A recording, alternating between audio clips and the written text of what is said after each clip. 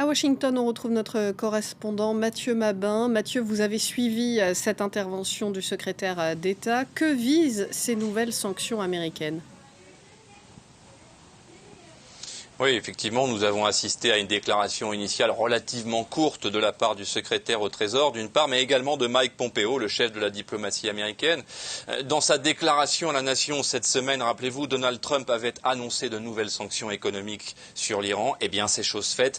Et ces sanctions viseront cette fois des secteurs comme ceux de la construction, du textile ou de l'acier. Mais également, ces sanctions s'appliqueront aux individus et notamment aux membres de l'administration iranienne qui ont été mêlés de près ou de loin aux frappes aériennes iraniennes sur les bases américaines en Irak.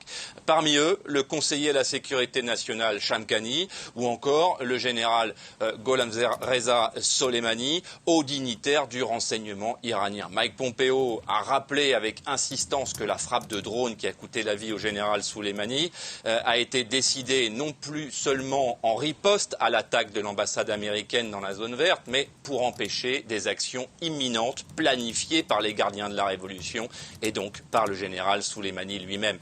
Mike Pompeo a lourdement insisté sur le fait que ces attaques étaient imminentes et visaient notamment l'ambassade américaine à Bagdad, mais pas seulement, également des bases américaines et d'autres intérêts américains sans qu'il les ait clairement désignés.